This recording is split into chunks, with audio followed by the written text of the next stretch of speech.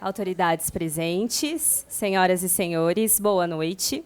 É com grande satisfação que o Centro de Ciências Sociais e Aplicadas da Universidade Presbiteriana Mackenzie realiza a 13ª edição do Encontro Mackenzie de Controladoria e Finanças Empresariais. Hoje, iremos discutir acerca da resistência à segurança da informação influenciada pela punição e, posteriormente, a celebração dos formandos de 2021-2022 do mestrado profissional em Controladoria e Finanças Empresariais. Queremos agradecer a presença do professor Dr. Davi Jonatas, docente do Programa de Controladoria e Finanças Empresariais, que representa o professor Dr. José Carlos Chiyomatsu Oyadomari, coordenador do programa, e do reverendo Roberto Alencar Alves, capelão da Universidade Presbiteriana Mackenzie.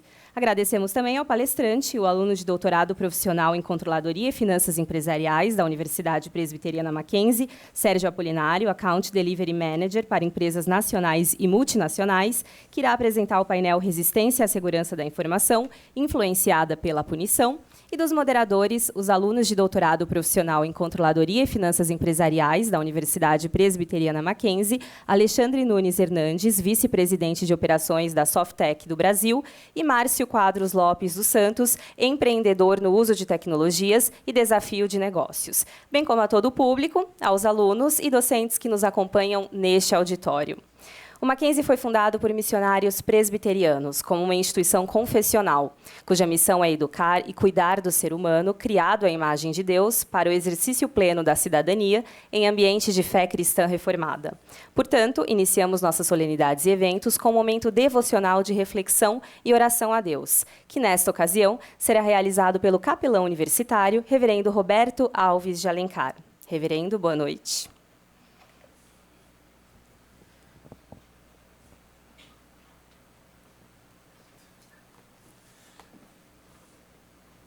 Muito boa noite, senhoras e senhores.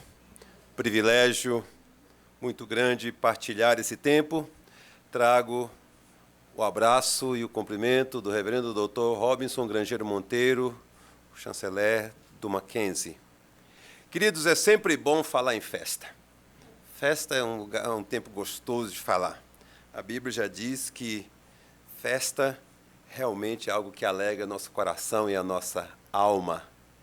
E quando nós pensamos nessa perspectiva e numa noite de homenagens, provavelmente, talvez seja o início de alguns legados. E legado nada mais é do que uma herança deixada para gerações posteriores. Somos frutos disso, de um legado de 152 anos, que nós desfrutamos hoje e esperamos que as nossas futuras gerações ainda desfrutem. Ao ouvir falar de controladoria, normalmente dá medo mesmo, né? A gente fica meio assim pensando, não ouso adentrar a área, vou falar do que conheço, mas de fato admiro quem tem a expertise e a paciência e, de fato, muitas vezes, estômago para uma área tão complexa e que exige tanto daqueles que se esmeram nesse trabalho. A minha fala está no Salmo 72, um salmo de transição. E ela tem a ver com legado. Davi, o rei, já era velho e agora ele estava passando o reinado para o seu filho. O seu filho tinha um problema muito pequeno, simplesmente substituir o rei mais amado de Israel. Ele não tinha mais ainda mais, que não era só o rei mais amado, era provavelmente o maior guerreiro que Israel já tinha tido. Não era só o maior guerreiro que Israel já tinha tido, era um baita estadista. E o filho tinha que substituí-lo. E o Salmo 72 é uma oração que é feita pelo rei, agora já não mais no trono, e pelo filho, que haveria de substituí-lo. A minha fala nessa noite gira em torno de legado. E legado nada mais é, como eu já disse, do que uma herança. Óbvio que legados podem ser ruins, heranças podem ser malditas, mas essa não. Essa é uma perspectiva de um legado muito, muito grandioso. Óbvio que Salomão começou bem, não terminou tão bem quanto seu pai, mas começou muito bem. Enquanto ele caminhou da maneira como o pai caminhava, ele foi muito bem. Quando ele resolveu ir pela cabeça alheia, ele começou a complicar um pouco a vida dele e não fez tudo o que ele poderia fazer. Salmo 72, então, fala sobre esse rei. E quando eu falo sobre legado, a pergunta que fica é: qual é e como deveria ser esse legado? O verso 8 diz: domine ele de mar a mar e desde o rio até os confins da terra. Obviamente que é um contexto de conquistas, de expansão, mas quando nós trazemos para o nosso dia a dia, nós vamos caminhar irremediavelmente na área da influência. Legado tem a ver com influência, legado tem a ver com, de fato, fazer com que pessoas sejam dominadas não pela força, mas dominadas no coração. E ao ser dominados no coração, o seu legado é levado adiante. E isso é assim nas nossas histórias familiares, isso é assim nas nossas histórias de trabalho. Quem nunca de nós ouviu um palestrante, ouviu alguém que você fala assim: eu gostaria de caminhar nessa trilha, eu gostaria de fazer o que esse homem faz. Mas legado também está ligado a conquistas. Nós estamos vendo várias placas aqui à frente. São conquistas. Aqueles que conquistaram certamente merecem. E certamente guardarão isso. E mais para frente chamarão os filhos e os netos, talvez dirão assim: essa foi a primeira placa que eu ganhei, ou a primeira medalha. Hoje eu tenho muitas, hoje eu tenho vários títulos, mas essa é especial. E quem é mais antigo como eu, ou mais experiente, vai lembrar da moedinha número 1 do tio Patinhas. Passei recibo, obviamente, mas aquela moeda é um barato. Quem conhece a história sabe que todos queriam a bendita número 1, porque era mais preciosa para ele. Provavelmente essa placa será mais preciosa para muitos, porque quando eu falo de legado, eu falo de conquistas.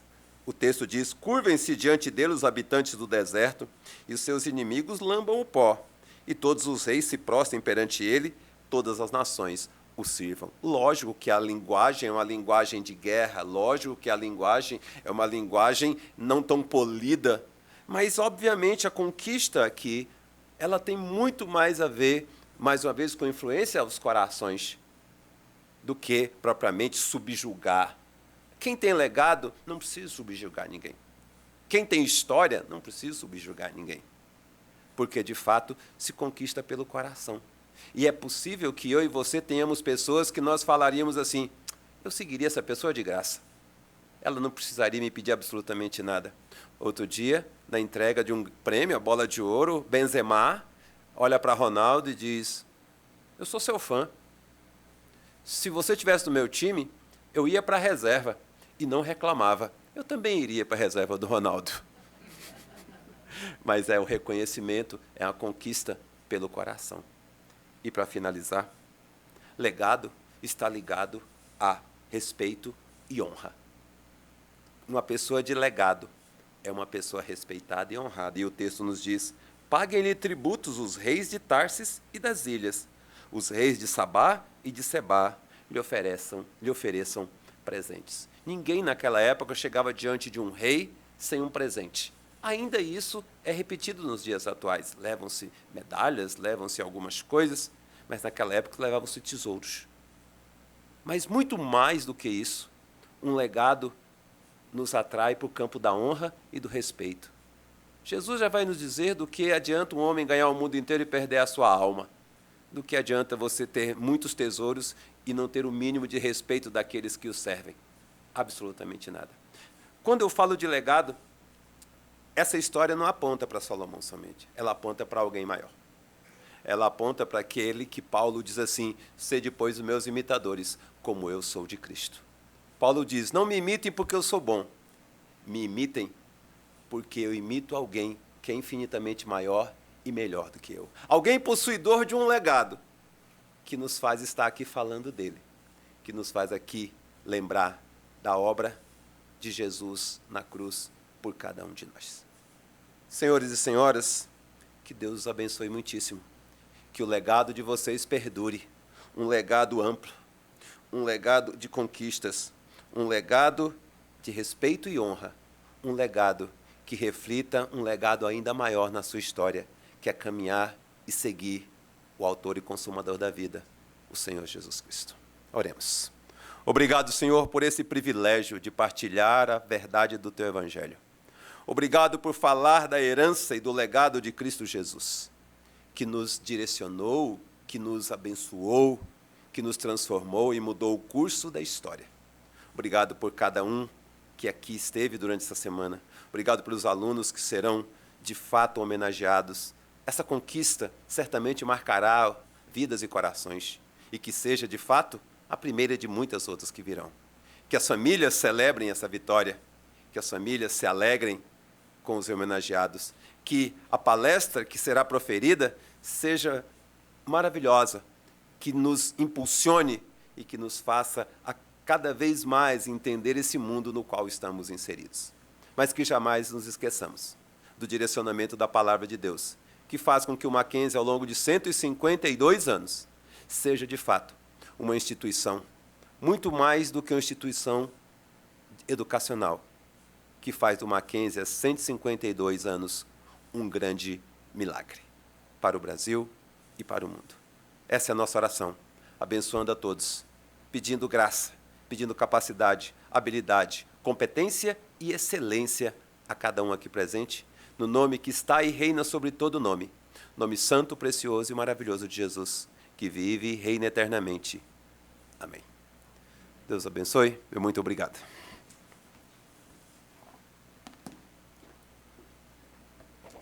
Convidamos para realizar a sua saudação o professor Dr. José Carlos Chiomatsu Yadomari, coordenador do Programa de Pós-Graduação em Controladoria e Finanças Empresariais. Boa noite a todos e a todas. Um momento, como disse o reverendo, de celebração.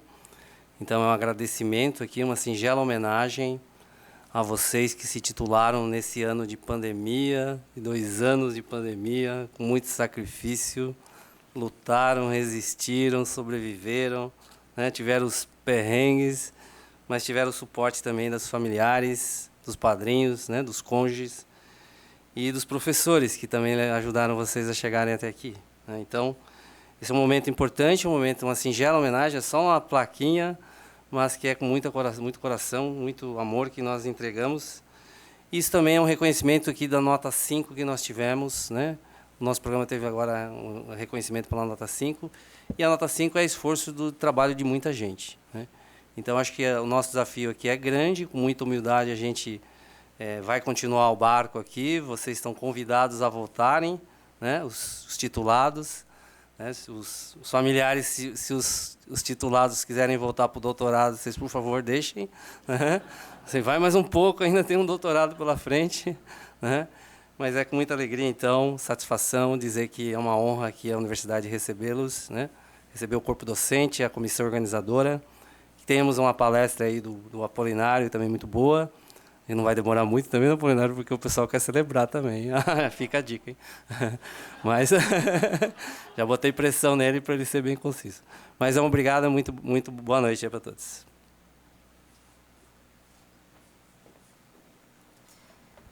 Senhoras e senhores, iniciaremos agora o painel Resistência à Segurança da Informação, influenciada pela punição. E para isso, convidamos os alunos de doutorado profissional em Controladoria e Finanças Empresariais da Universidade Presbiteriana Mackenzie, Alexandre Nunes Hernandes e Márcio Quadro Lopes dos Santos, para apresentarem o palestrante Sérgio Apolinário com a breve leitura de seu currículo, bem como conduzir os trabalhos deste painel.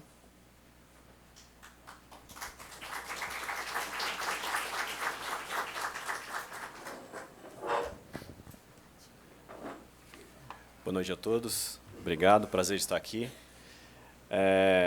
Bom, a palestra de hoje, né, como o pessoal já falou bastante, nós vamos falar um pouquinho da resistência, né, o nosso amigo Apolinário vai falar um pouco da resistência à segurança da informação, influenciada pela punição e comportamento, a investigação em uma indústria da tecnologia da informação. Então, um tema bastante interessante.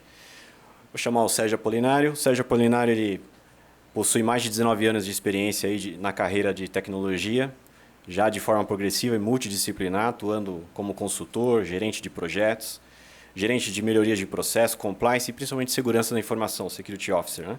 Gerente sênior de governança, executivo de soluções e atualmente é Account Delivery Manager para empresas nacionais e multinacionais. Ele possui especialização e graduação, aliás, na Universidade Oswaldo Aranha, especialização em gerenciamento de projetos na Fundação Getúlio Vargas, também especialização em gestão de engenharia da qualidade na Escola Politécnica da USP, mestrado profissional em gestão de competitividade e administração voltado para a TI na Fundação Getúlio Vargas e doutorando agora no programa de Controladoria e Finanças Empresariais pela Universidade Presbiteriana Mackenzie. Por favor, Sérgio, fique à vontade. Vai ser um prazer aqui discutir junto com vocês.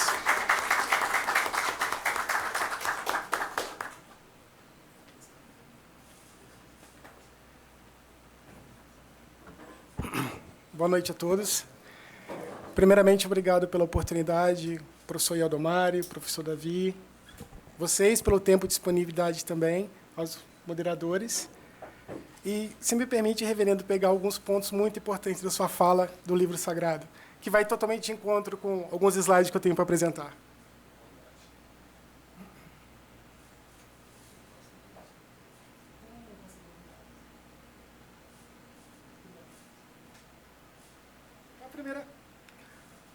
Já moro em São Paulo, me identifico como paulista já, com todo respeito à minha cidade. Como o Alexandre já fala, eu sou mais paulista do que carioca. Então, já perdi meu sotaque. Então, se eu falar alguma coisa com R ou com X, relevem, por favor. Então, nós, cariocas, temos uma necessidade de ter empatia, independente se é uma palestra, se é com um indivíduo, se é numa classe. Então, a primeira pergunta que eu sempre me faço, o que me faz feliz? A minha família. A minha família, Fernanda, o meu filho Davi, do livro sagrado, Davi significa o amado, não à toa, e é um dos meus legados, e é meu primogênito. Então, desde sempre, ele já gosta de tecnologia, eu já venho da formação de tecnologia, e como vocês podem ver, o garoto talvez vai gostar também de tecnologia. Ele quase caiu naquele dia do óculos ali, de realidade virtual. Bom, e, de novo, reverendo, o que é importante que você falou tem tudo a ver com a palestra. O quanto a gente pode influenciar as pessoas. Às vezes, a gente não tem noção de uma palavra que a gente fala, e aquela pessoa que está ouvindo, ela entende aquilo como uma verdade. Conta rapidinho um tema. Tinha 8 anos de idade, estava vendo um jornal junto com meu pai, e eu vi uma doação de sangue. Eu não sabia que era aquilo. Falei, pai, por que estão tirando sangue daquela pessoa? Não estou entendendo, ela vai morrer. E meu pai falou, não, filho, eu vou te explicar. Ele está fazendo uma doação de sangue. Tá, pai, mas o que é doação? Ele vai morrer. Não, filho, ele vai tirar um pouquinho de sangue do corpo dele e vai dar para uma outra pessoa que precisa. E aquela outra pessoa não vai morrer. Aquilo me encantou de uma tal maneira, eu falei, pai, quando eu for adulto, eu quero salvar vidas. Então, desde o Rio de Janeiro, também morando aqui em São Paulo, eu tenho minha carteirinha de doador de sangue, que você influencia pessoas, inclusive, fora do país. Então, um amigo meu americano, ele viu, se identificou, lembrou de mim e foi fazer uma doação de sangue.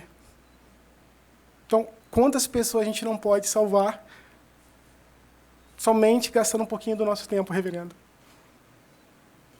Só um pouco do nosso tempo. Então, o poder da palavra é gratificante. Comunicação é tudo. Bom, o que me faz feliz também, estava conversando com os amigos, gosto muito de lutas, artes marciais, em específico Aikido. São 2 lutas japonesas, o Aikido, para quem não lembra, é aquela luta do Steve Seagal, que torce as pessoas e tal. As pessoas ficam meio assustadas. E o Jiu-Jitsu, que eu acredito que todo mundo já deve ter ouvido falar alguma coisa a respeito. Bom, isso me faz feliz um pouquinho. Além de estudar, claro, né, professor Yaldomari? Bom, vamos passar um vídeo rapidinho? Honey, you don't have to worry. Everyone's a little bit nervous on their first day of school. I don't know what's going to happen. Yeah, you do. You can decide. Ladies will be pitted against the gentlemen that's been all weekend. Very well away. So, I can decide? Yeah. You're in control. Imagine that. Go on. Imagine it. Maybe I can make some new friends. Okay. And what are their names? Telly and Belly. Good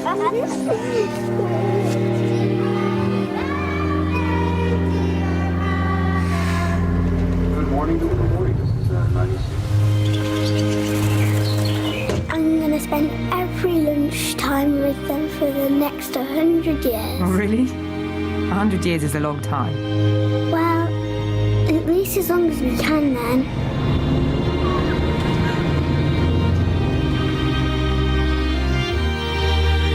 It'll be hard, but we promise to call each other. And then? Then I'll study hard and focus on school. Okay. Then what happens? Then I'll travel the world.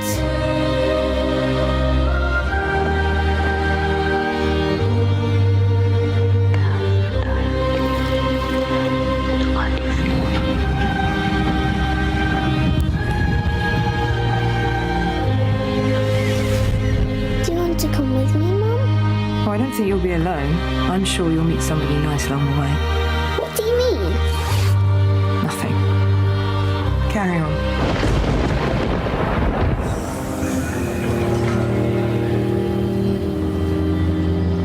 And I'll get a job. Cool. If you're happy, I'm happy. Then I'll meet someone. Okay. Hey Jean, here's Natalie. You're late. I'm sorry. And I want a house. Of course. You're on your way to work right now. Like the one we have. Yeah. And my own family. And my daughter. Well, that sounds good. And then what?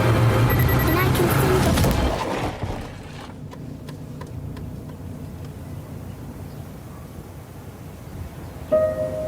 Well, that sounds like a good plan. Don't you think? Yeah. Let's see what happens.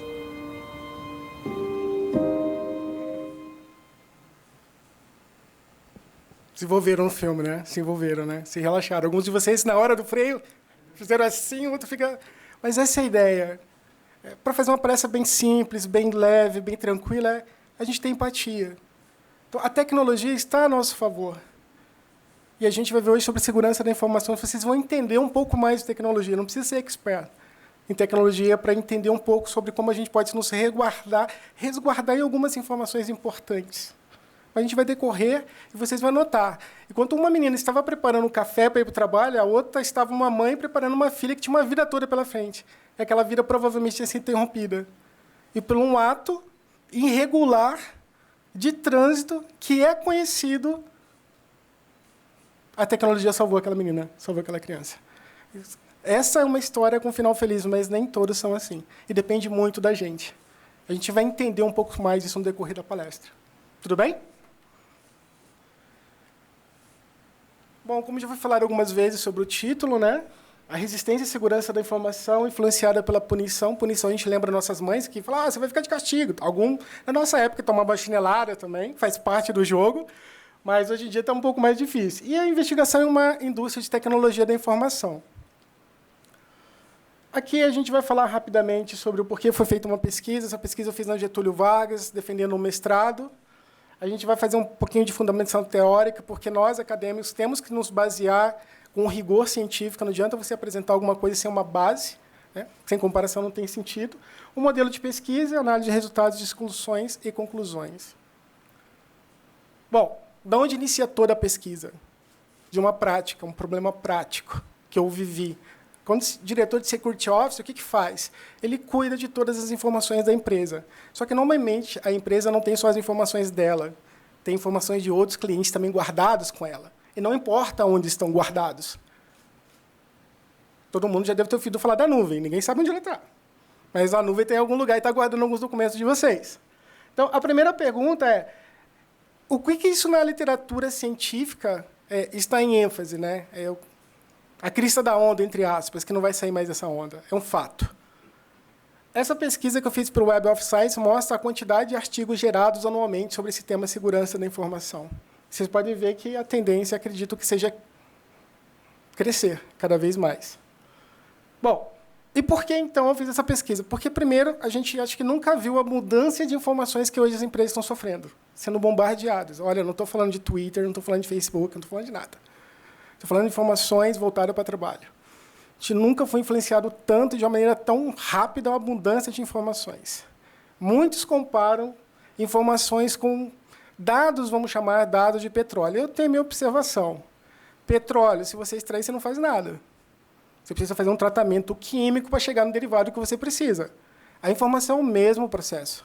Você precisa passar por toda uma camada de engenharia de dados para ter a integridade daqueles dados virarem informação. E, com base nisso, inclusive o pessoal de controle de finanças, que hoje estão muito em ênfase no mercado, né? Qualquer tomada de decisão estratégica errônea pode vir a ter um impacto monstruoso financeiro, tangível também, não tangível, como no próprio nome da empresa. É primordial ter essas informações de maneira correta. Bom, a segurança da informação ela veio com esse intuito. A gente tem que separar alguns irmãozinhos. Todo mundo, segurança da informação, hacker vai me atacar. Mais ou menos. A gente tem que separar 3 irmãozinhos para ficar claro. Você tem a segurança da informação, que são baseados em alguns degraus que eu vou comentar com vocês. E você tem a LGPD, que são os seus dados pessoais intransferíveis, e você tem o cybersecurity, que é invasões propriamente ditas, hackers, toquinha, tal, que não sei o quê. A segurança da informação ela contempla um pouco mais. Então, elas acabam se complementando, mas todas são importantes. De novo, lembra do motorista? A tecnologia está aí. Mas quem que usa no final do dia? Nós. Normalmente, nós não somos monitorados 24 horas ou 8 horas, que seja que é um dia comercial, né, de trabalho comercial. A gente não é monitorado 8 horas. Então, cabe a nós definirmos o que a gente quer fazer. Só que a gente tem um pequeno detalhe, né, que eu notei em muitas empresas, liguei para vários amigos, falei, cara, acontece isso com você? Acontece o quê? As pessoas, de alguma maneira, tentam burlar o processo. Cara, isso é normal. Eu liguei para outro cara, normal. E eu acabei caindo naquele jeitinho brasileiro, né? Mais um processo, mais tempo, mais burocracia, vai me gastar mais tempo, enfim. A gente sabe que as pessoas são influenciadas para o bem. Não digo para o mal, mas a pessoa pode levar aquela influência para o mal também. Um empréstimo de uma senha, você sabe que a senha é individual e intransferível. Mas é seu companheiro, pô, toca aí, vai. Vamos fazer o processo mais rápido? Então, isso é um ponto de atenção extremo. Você está influenciando e multiplicando um processo errôneo. Bom, e chega um momento que você senta o bumbum na cadeira e você vai decidir a execução do seu trabalho. Eu vou fazer ou não vou fazer? Eu não sei. Eu posso fazer o correto, eu posso fazer o incorreto. Mas, se você fizer o incorreto, normalmente as empresas têm um processo de punição disciplinar. E cada organização tem a sua cultura distinta. Por exemplo, tem empresas que eu já passei que, por uma pessoa ter quebrado, no sentido, o código de ética, falando que não poderia emprestar uma senha, aquela pessoa foi demitida por justa causa e acabou, não tem conversa. Outras empresas têm culturas mais flexíveis. Vou te avisar, toma cuidado, passou da primeira vez, não tivemos impacto, fica uma advertência verbal, outros por escrito, no independente. Você acaba caindo o quê? Na resistência à segurança da informação, que às vezes a punição normalmente não funciona. E aí eu comecei a estudar um pouco da literatura. Eu falei, deixa eu entender o que está acontecendo por trás disso na prática. E aí eu descobri um carinha chamado normas sociais, que é fantástico. Dentro das normas sociais tem uma norma chamada norma descritiva. E vamos para a prática de novo. Norma descritiva, pessoal, eu não gosto de ler lá, vocês já repararam, né? Norma descritiva é quando você está naquele cafezinho, que agora a gente está mais híbrido, mais remoto, que você tomava aquele cafezinho na empresa e o cara comentava com você sobre a família, o trabalho, e no trabalho falava sobre o processo, e aquele processo era próximo do seu, e o cara fazia de uma maneira diferente, e você vai falar mais, e o cara, você não segue o processo? Não, às vezes.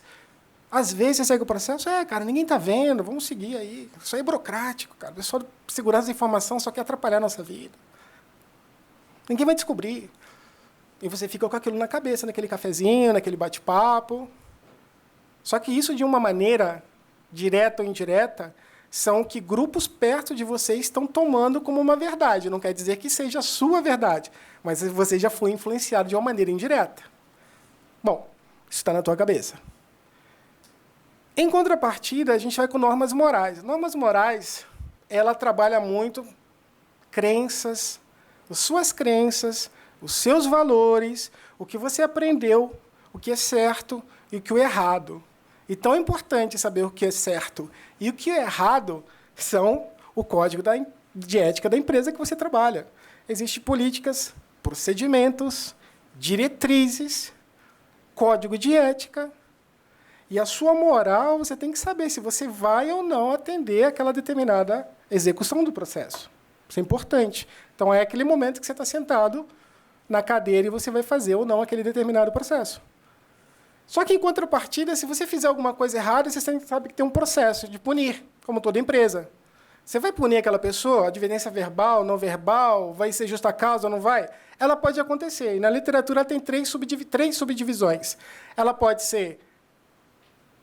ter uma gravidade, ela vai ter uma gravidade aquela determinada punição, ela vai ter uma serenidade, quanto rápido ela vai ser aplicada, e a certeza daquela detecção, que eu tenho certeza que eu vou ser punido. A literatura já trata isso, é um fato.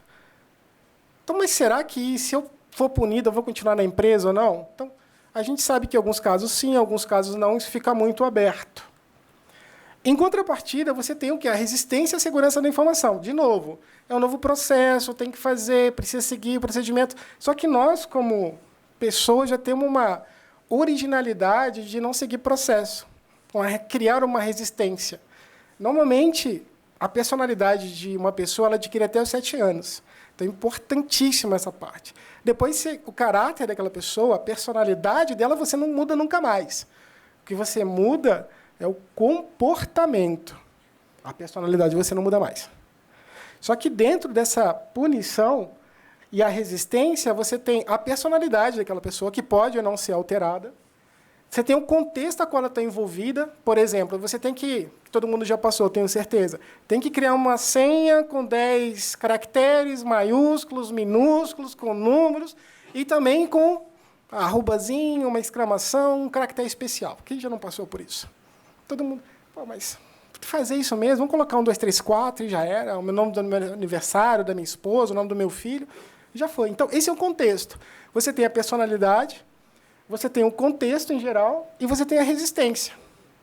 E aí você monta todo o globo da segurança da informação. Só treinamento não funciona para nenhuma melhor prática. Tudo bem até aqui, pessoal? Tranquilo? Muito rápido? Se for rápido, coloca a culpa no Mário. Por favor. Brincando. Bom, então, no caso de negócio que eu trouxe hoje as empresas, elas têm a tecnologia à sua disposição, só que, ao mesmo tempo, uma média anual de 2,6 milhões estão de custo só para a parte de violação de segurança da informação.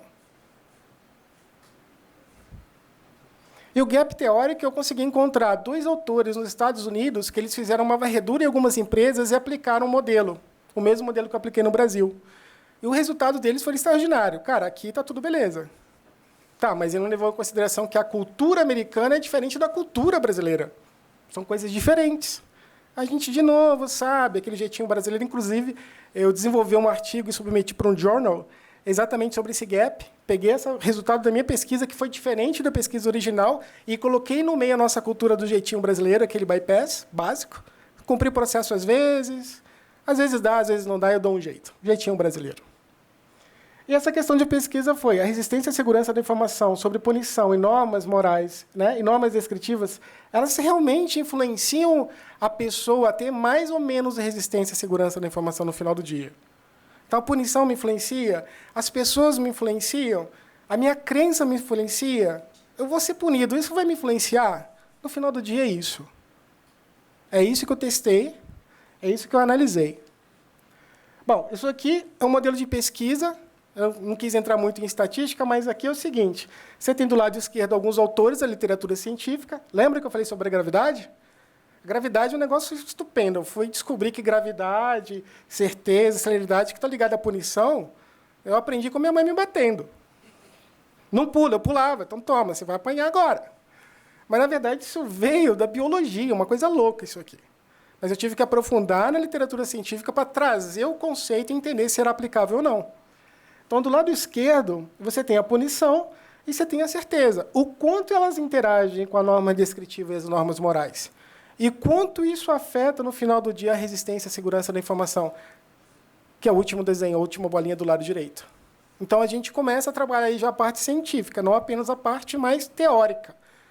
Então, a gente começa a trabalhar com questionamentos, né, com uma metodologia, buscando respostas para essas dúvidas científicas.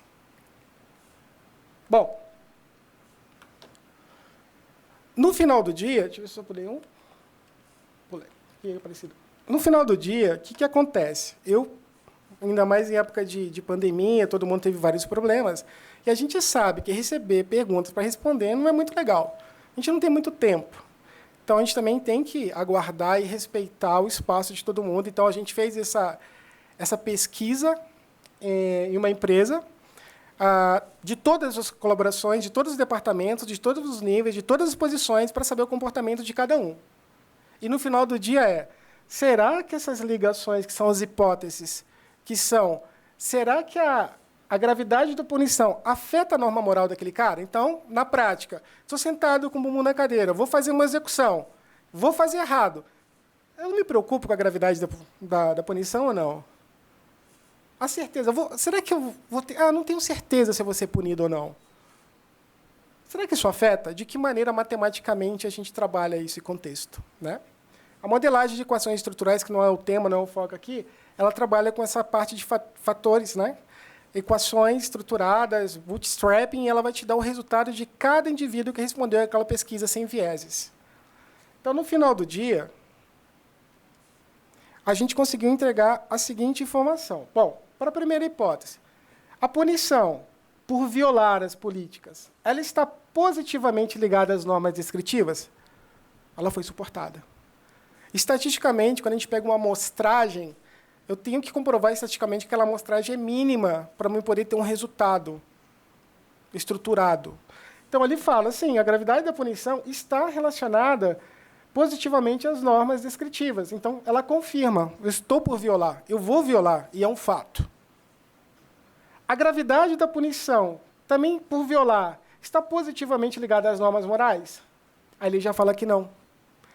A maioria das pessoas fala, não, eu tenho medo, porque minha crença, meus valores, o código de ética da minha empresa, depois isso vai sobrar para mim, isso não é legal, vai contra a minha crença. Não vou fazer isso. Então, ela não foi suportada. Quando você pega a certeza da detecção relacionada às normas descritivas, ela também foi suportada. Ou seja, a pessoa que sabe que vai ser, ela tem aquela certeza que vai ser punida, a norma descritiva, que são daquelas pessoas que ficaram falando algum processo para mim parcialmente correto, vai me influenciar. Já a certeza, né, da punição, normas morais eu comentei, norma descritiva com normas morais. Pessoal, isso tudo que eu estou falando é essa tabela aqui. Né? Então, ela também foi suportada. Então, as normas descritivas, elas influenciam as normas morais. Também estou sendo influenciado por normas descritivas. De novo, aquelas pessoas falando no cafezinho comigo estão me influenciando a tomar uma decisão sozinho. Isso é bom, isso é ruim? Depende de cada caso. As normas descritivas estão relacionadas, né, com a violação à resistência? Positivamente? Não. Ela está aumentando a minha resistência. Ela não está diminuindo, ela está aumentando. Ou seja, a norma descritiva ela influencia de uma maneira negativa essa resistência. Cada vez mais eu estou tendo mais as pessoas falando no meu ouvido, eu pensando aquilo e fazendo errado. As normas morais, a mesma coisa, ela não foi suportada.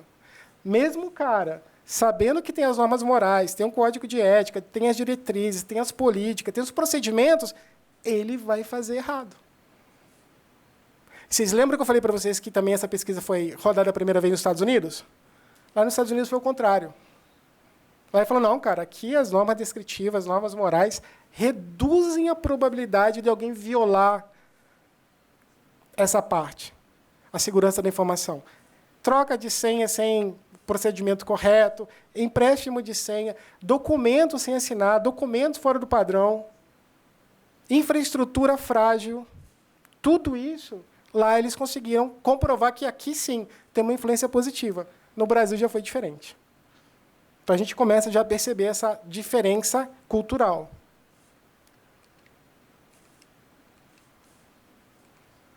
Bom, o que a gente acabou notando no final do dia? Quando eu submeti o journal, e nesse journal eu coloquei mais um sabor, um flavor, foi o jeitinho brasileiro. Que eu quis demonstrar para os americanos, falou, cara, sua pesquisa é legal e você me dá uma oportunidade como estudos futuros. Ó, pessoal, os americanos deixaram, normalmente a gente deixa no final do paper. Para estudos futuros, essa pesquisa não contemplou culturas latinas, ocidentais, orientais, blá, blá, blá, blá, blá, blá. E eu peguei essa oportunidade e mostrei para eles, ó, eu fiz a pesquisa aqui no Brasil, com uma amostragem representativa, e estou te demonstrando estatisticamente que isso não deu certo aqui.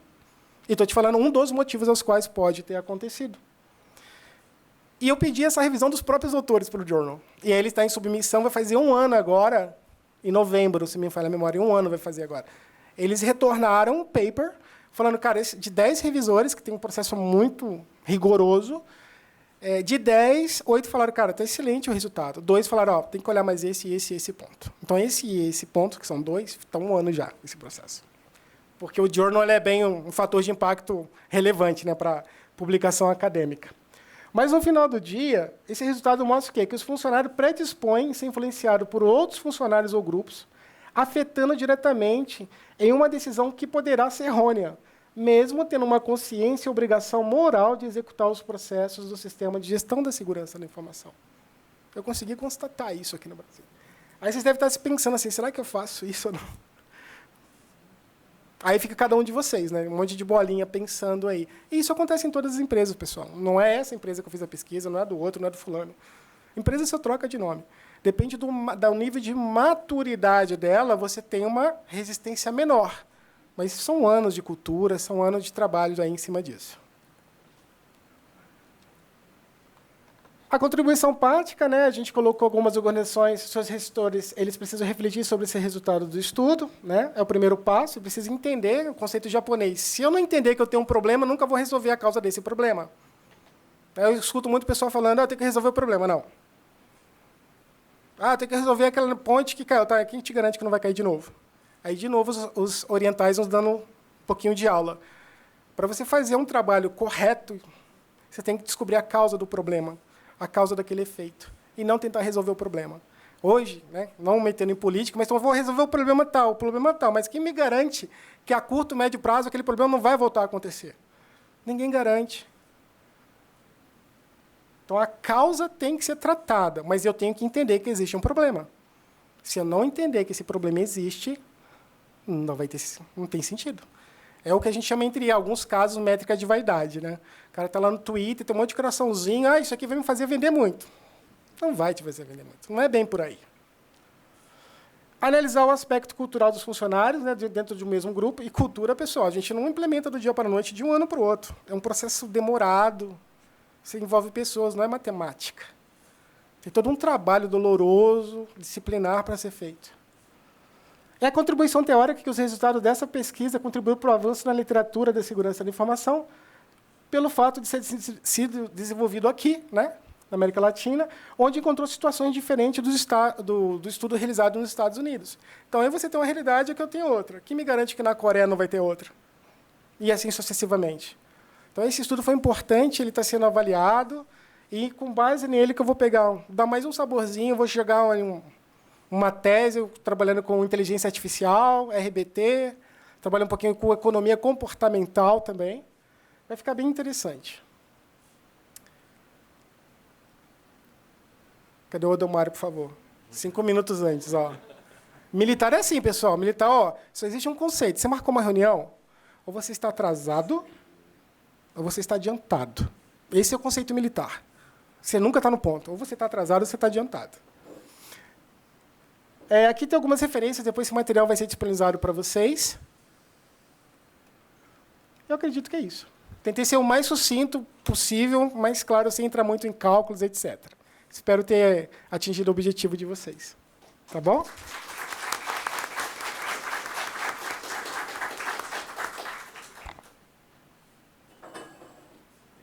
Perguntas? Alguém tem pergunta?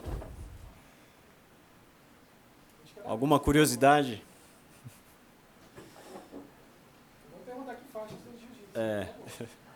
Na verdade, essa discussão é muito rica e a gente sempre discute nas disciplinas, né, a perspectiva. Né? É lógico que aqui a gente traz uma perspectiva, o Sérgio nos trouxe uma perspectiva mais voltada para a visão da área de segurança dentro das organizações. Em contrapartida, a gente também tem a visão das áreas de negócio, as visões das outras áreas que são afetadas pelas normas de implementação que as áreas de segurança implementam. Né? Uma pergunta que eu vou fazer aqui para o Sérgio, dada a experiência que ele tem, a larga experiência que ele tem em projetos de segurança nas organizações, se esses processos, um dos fatores de repente, haver uma certa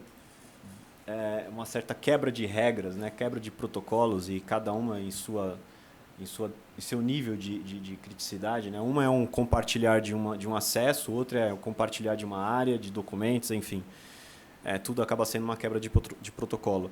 Mas o quanto que isso não deixa também os processos das organizações engessados?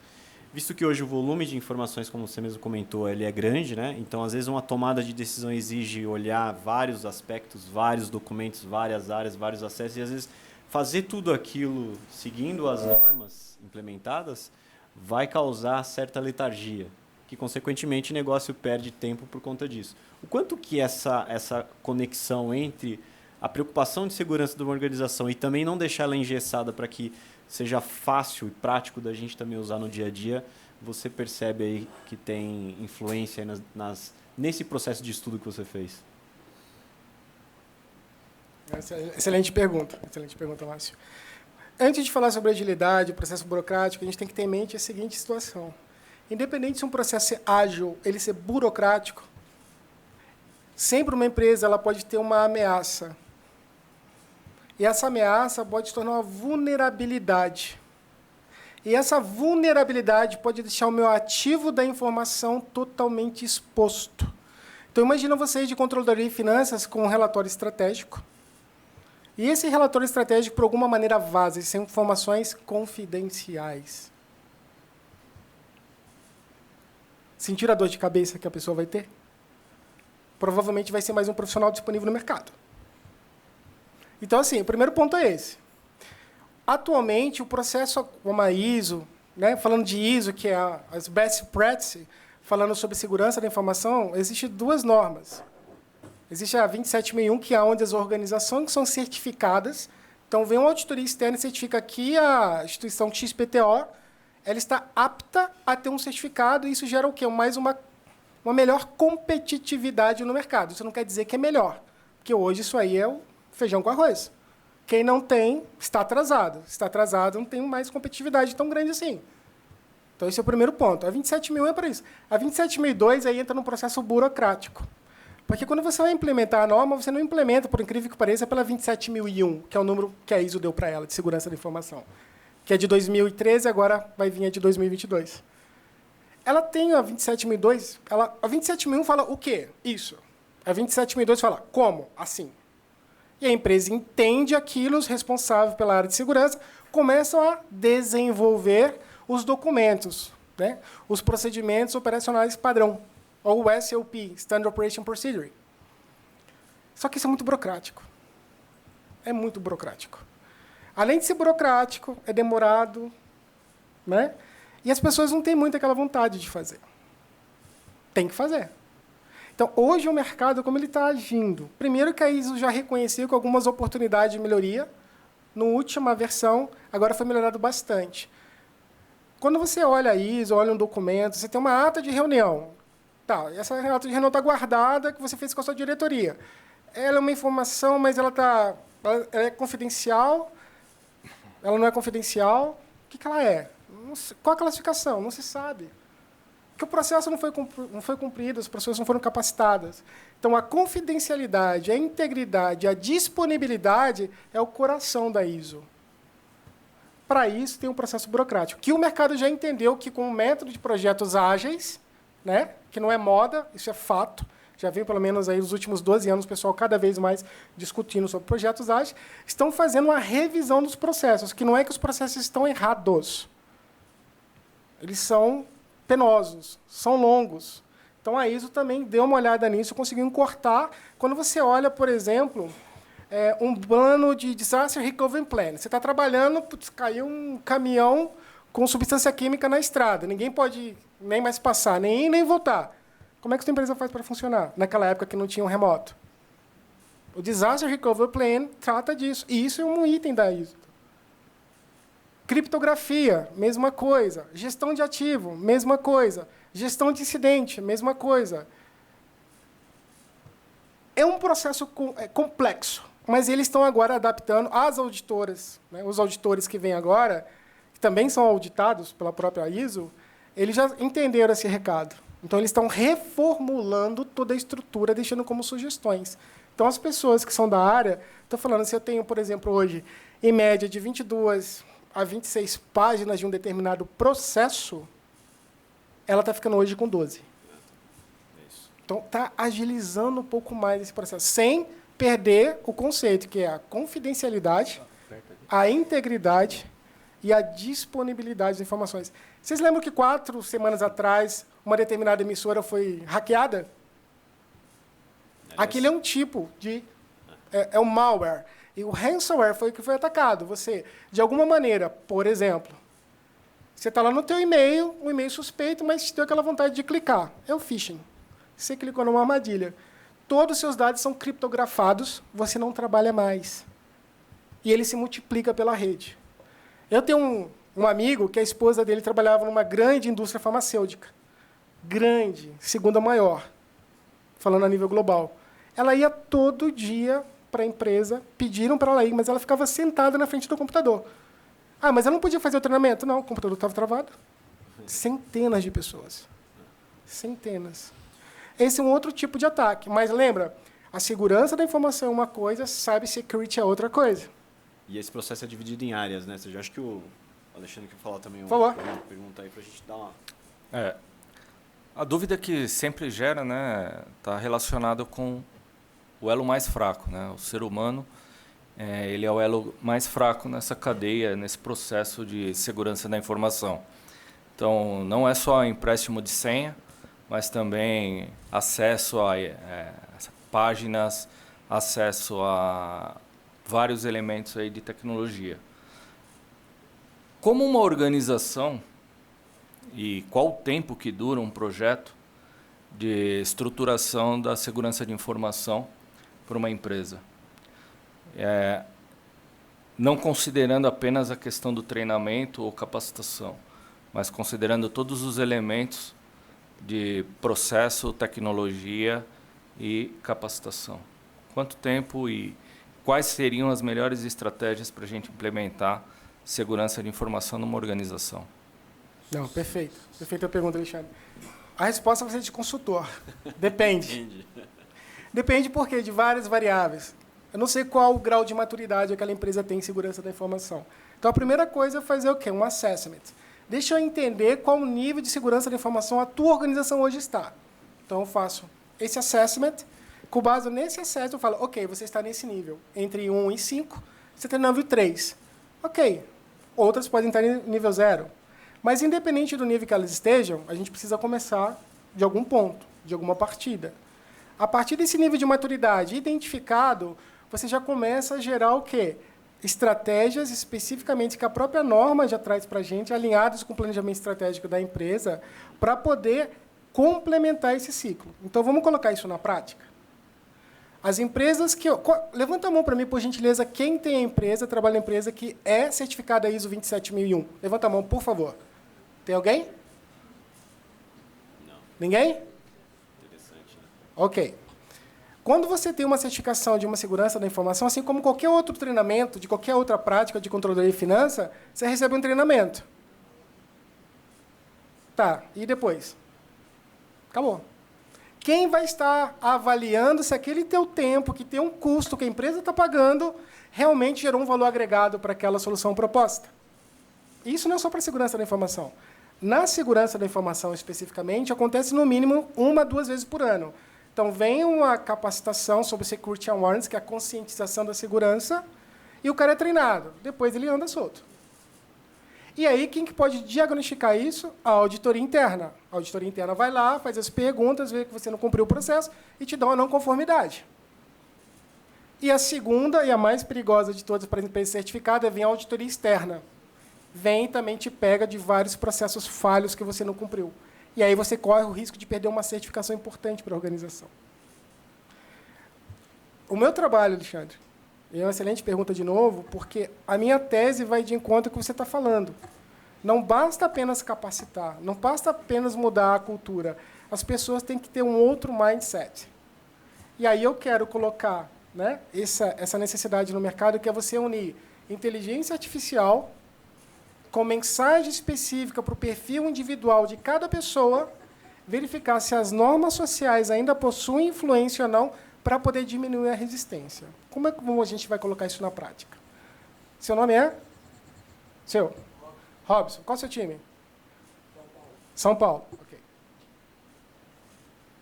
Imagina que o Robson está sentado na cadeira dele e aconteceu 4 semanas atrás que o clube de futebol São Paulo foi invadido e todos os dados foram hackeados. Não consegue mais fazer transação nenhuma pelo clube. É um fato.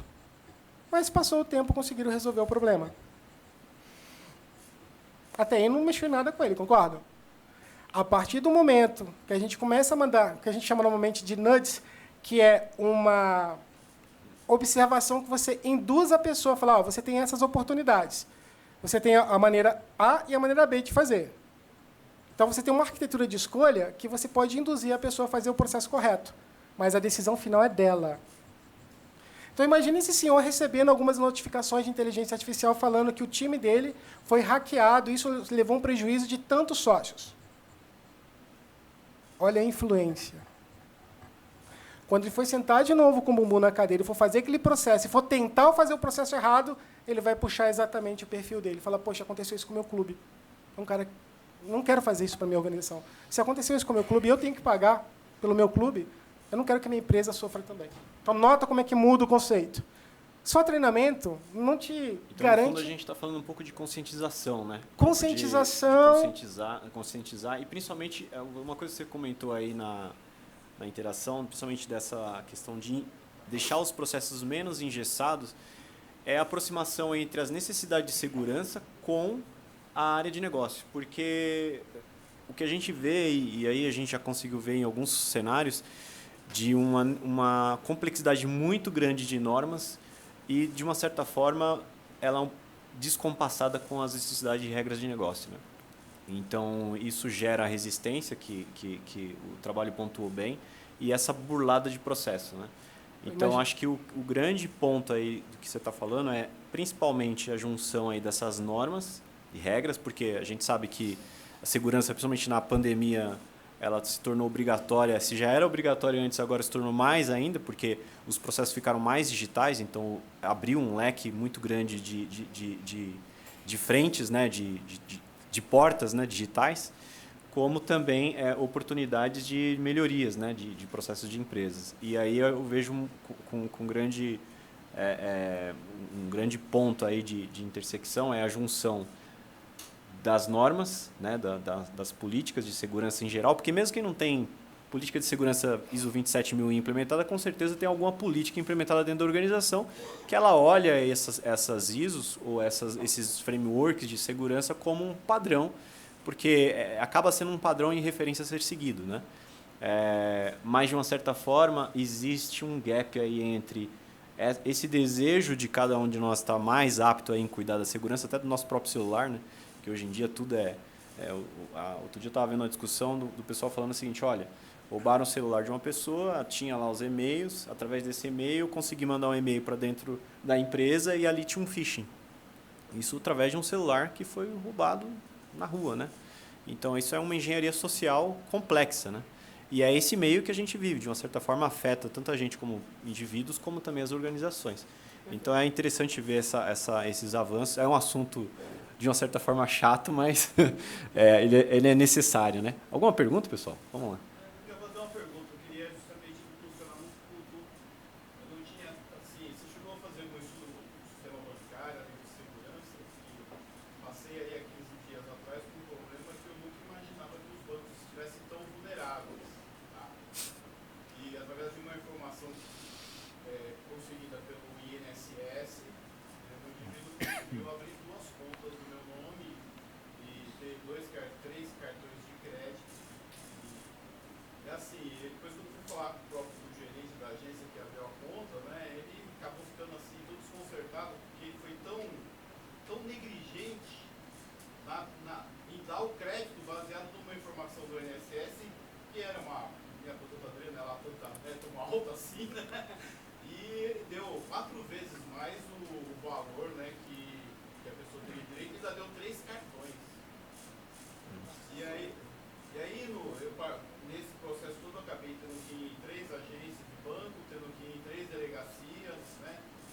aí, nas delegacias, o que eu mais encontrei de gente era com esse problema.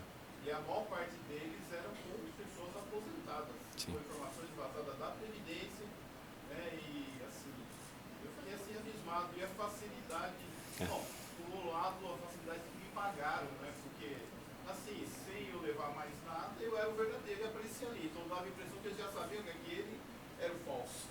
Aquilo me deixou assim abismado. E nas delegacias, então, o tratamento, aí, Deus do céu. Aí eu cheguei com o ponto, realmente, nós estamos assim, não tem segurança nenhuma. Porque, assim, eu não acesso quase nada por senha, quase tudo por... Eu sou contador, a gente tem certificado digital, né? Então, assim, não perdi meu documento, não foi roubado, né? Eu nunca imaginava que alguém fosse fazer um negócio desse, sabe? E aconteceu comigo e senti na pele, perdi quase que uma semana de trabalho, correndo, e vai aqui, vai ali. Não tive nenhum prejuízo, mas tem aquilo que ele falou ali, né? Qualquer consulta, qualquer coisa, vai aparecer lá. Exato. Meu nome, tá meu CPF. Isso. Exato. Então, uma coisa mesmo. Exatamente. Mas, assim, ressarcir, E você vê que é uma quebra de segurança em cascata, né? Porque ela vem desde a instituição financeira, que geralmente são instituições que têm grandes normas de segurança, né? E aí tem todo um processo que foi quebrado na ponta lá no gerente de uma... Isso. Também. Exato. Porque esse órgão público, quando você vai dar entrada no seu benefício, você tem que enviar documentos para ele. Sim, exato. Entendeu? Então, Excelente pergunta. E aí depois a negligência do gerente, com base no informe de rendimentos, né? Dá um crédito para a pessoa assim. Então eu não sei se aquela luta do dia a dia, de conquistar cliente. Sim. Né? Então entra tudo naquele processo. Exato. Né? Aquelas metas a cumprir, você estava falando disso, né? E aí você passa por cima de algumas regras. Exato. E o tratamento diferenciado dos dois bancos. Um acabou dando 20 mil de limite, o outro só deu 3 mil. Então, qual que é o critério? Aí, isso eu questionei no Banco Central. O que o Banco Central orienta? Qual que é o critério que existe para se fazer isso? Né? E não tive retorno até agora. Perfeito. Aí vem a pergunta, onde que está a falha? Legal. Segurança da informação. Excelente pergunta. Excelente pergunta. Desculpa o nome de vocês? Claudinei Geral. Claudinei Geral. Excelente pergunta. Isso é mais comum do que vocês pensam, tá? Isso é muito comum. Só que não é tão comum quando acontece com a gente. Esse é o primeiro ponto. Então, dentro da estrutura da ISO, ela tem um conceito chamado pen test. O que é o pen test? Fica um cara da organização tentando invadir de dentro para dentro. E fazendo todas as possibilidades imagináveis e não imagináveis para poder fazer o que aconteceu. Em contrapartida, no pen test também as pessoas tentam invadir ou fazer esse processo da parte externa para a parte interna. Então, existem algumas técnicas para isso que não vai garantir 100% de segurança, mas vai mitigar o seu risco de acontecer esse fato. E eu acho que o principal ponto também ali do que ele comentou existe uma questão social também, né? Ou seja, a gente vê muitas bases de dados sendo vazadas por aí, né? Então, aí eu fui no próprio INSS. Até não quiseram nem me atender, depois forçando a barra, né? O BO e tudo me atenderam, mas assim, não tem nenhum, não dá para fazer nada, não sei o quê, tipo, é assim mesmo. Porque não dá para descobrir onde foi vazado o dado. Ninguém quer saber. Porque existem várias fontes de informações. Então, o dado foi vazado de algum lugar. E aí que o Sérgio está comentando, né? Ou seja, por mais que você tenha um processo aqui que é seguro, de alguma forma esse processo passa a informação para um outro lado que também não tem o mesmo nível de segurança, né? E aí... A pessoa abriu a conta e transferiu o meu benefício para aquela conta. Para mim fazer isso voltar para minha conta verdadeira, de 45 a 60 isso mesmo, dias, eu consigo no mesmo dia. E só para fechar, por causa do tempo, é assim, ó. Quem aqui tira foto com celular? Todo mundo, né? Quem aqui armazena alguma coisa na nuvem? Levanta a mão. Tá. Então. Desses que levantaram que possuem armazenamento na nuvem, quantos têm um drive externo guardado no seu guarda-roupa? 4. 2%. A pergunta, meu querido, era se vai acontecer. A pergunta é quando vai acontecer. Essa é a pergunta correta. Não existe sistema 100% seguro. Por mais que várias empresas grandes formem 100% seguro, não existe. Então, a pergunta é quando e não se. E sem gerar polêmica, né, Sérgio? Imagina as urnas eletrônicas, hein?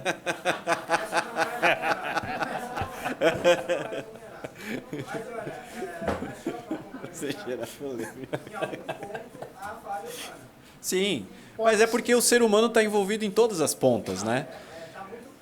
E não é só uma ponta, são várias, né? E aí, a única coisa que diferencia, de novo, aquele vídeo do carro, lembra? É o que a gente chama, você tem um hardware, você tem um software e você tem um peopleware. A pessoa. O peopleware está nessas duas fases. Então, Que é assim, exatamente a ponta da só depende conscientização. do nível da pessoa na organização. Perfeito. Pessoal, acho que o nosso tempo acabou. Discussão boa. Obrigado a todos. Obrigado, Serginho, mais uma vez. Valeu, gente. Agradecemos a presença do palestrante, bem como dos moderadores. Pedimos que se coloquem, por gentileza, na primeira fileira. Senhoras e senhores, iniciaremos agora a entrega das placas aos concluintes do mestrado profissional em Controladoria e Finanças Empresariais. Para a entrega das placas, convidamos ao palco a presidente nacional da ANEFAC, professora doutora Marta Cristina Pelúcio Greco, e a professora doutora Cecília Moraes Geron.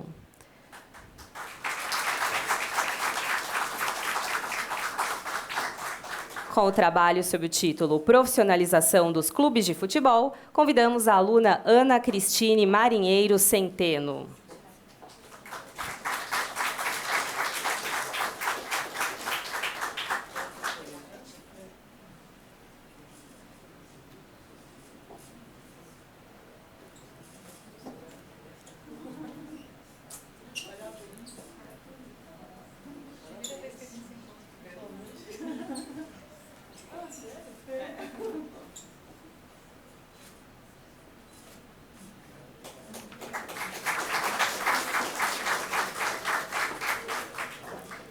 Convidamos ao palco o presidente do Sindicato dos Contabilistas de São Paulo, Sindiconte, senhor Geraldo Carlos Lima, e o professor doutor Arnaldo Valim Filho para entrega da placa.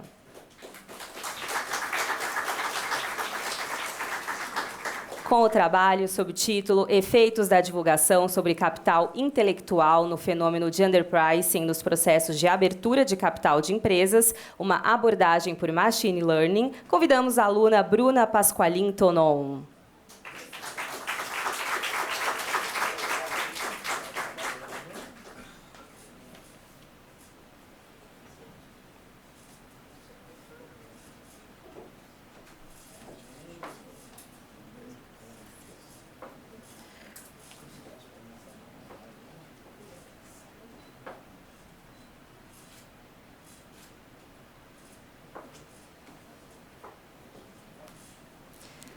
Convidamos ao palco o sócio de Forensic and Litigation da KPMG, senhor Vinícius Carvalho, o professor Dr. José Carlos Oyadomari e a senhora Carolina da Silva dos Santos, Associate Partner BPO da Holden Partner, para a entrega da placa. Com o trabalho sob o título Gestão e Controle, uma salva de palmas, por gentileza. Com o trabalho sob o título Gestão e Controle Comercial de uma Pequena Corretora de Seguros e Saúde, um estudo intervencionista, convidamos o aluno Emerson Luan dos Santos dos Anjos Silva.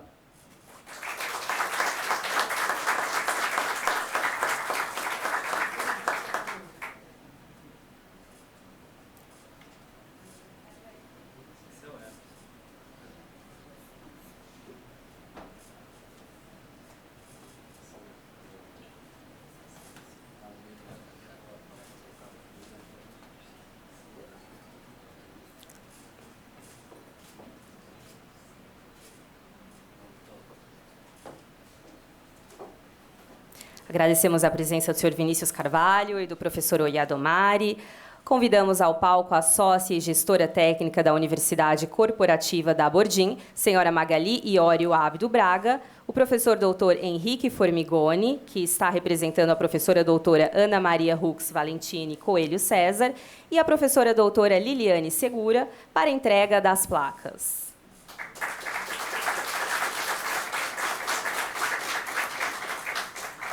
Com o trabalho sob o título O uso de nudges em FDIC como ferramenta para controle da inadimplência, convidamos a aluna Isabela Gil Pera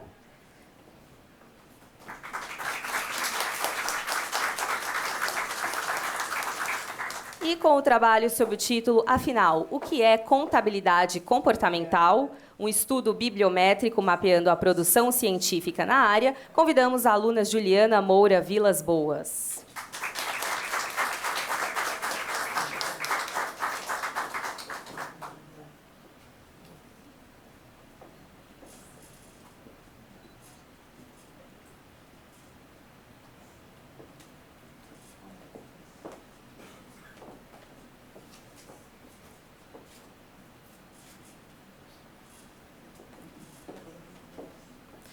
Convidamos ao palco o sócio fundador da empresa Advisor Auditores Independentes, senhor Paulo César Domingues Chagas, e o professor doutor Henrique Formigoni, para entrega da placa. Com o trabalho sob o título Escritório Contábil como parceiro de negócios, convidamos a aluna Roberta Oliveira Zara.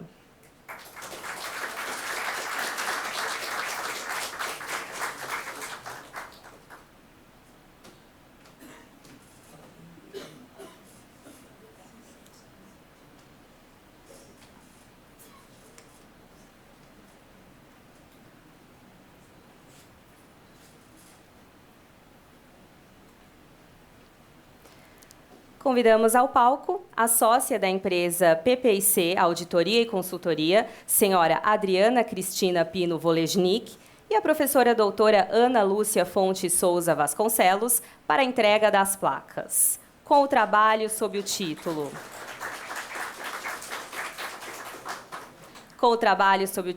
Processo de Análise de Viabilidade Financeira sob Condições de Risco, compra de participação em uma distribuidora de componentes do setor automotivo, convidamos o aluno Marcos Antônio dos Reis.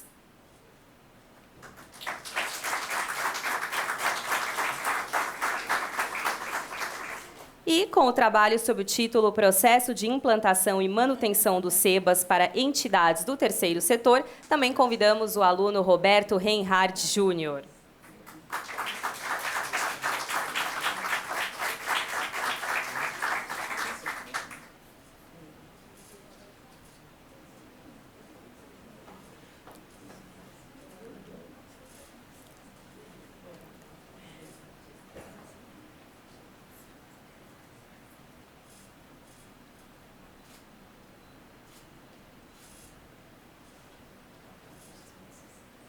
Convidamos ao palco o vice-presidente do Sindicato dos Contabilistas de São Paulo, senhor Claudinei Tonon, o professor doutor Otávio Ribeiro de Mendonça Neto e o senhor Thomas Grieme, sócio de BPO da Holden Partner, para a entrega da placa.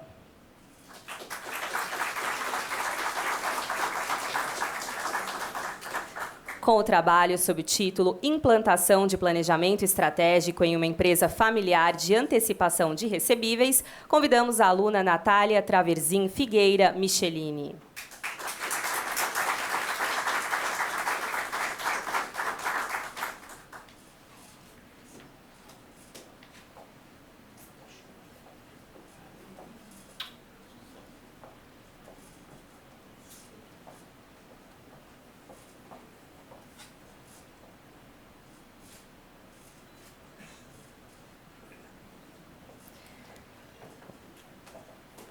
Senhoras e senhores, estamos chegando ao final desta solenidade, porém, antes de encerrarmos, gostaríamos de passar brevemente um vídeo que o senhor Philip Close gravou. Ele não pôde estar presente para os seus apadrinhados, porém, mesmo assim, ele mandou uma mensagem que assistiremos neste instante.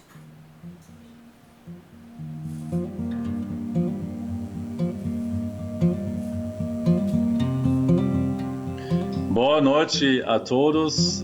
Muito obrigado a Mackenzie pelo convite, né? Eu, infelizmente não posso participar pessoalmente, como vocês estão vendo. Estou aqui viajando, né? No aeroporto de Düsseldorf hoje, né? E minha equipe, o Thomas Grieme e a Carolina Santos estão com vocês presentes lá.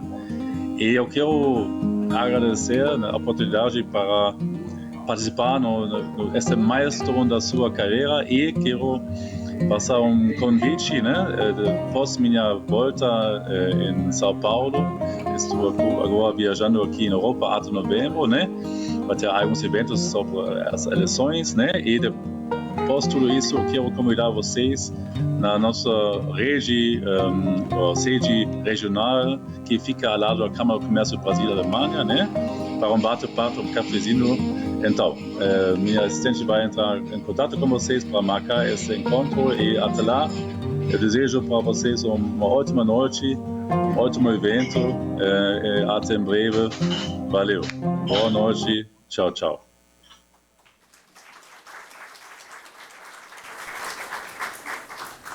Após esta mensagem, chegamos ao fim desta solenidade, parabenizamos aos alunos pela conclusão do mestrado e desejamos a todos uma boa noite.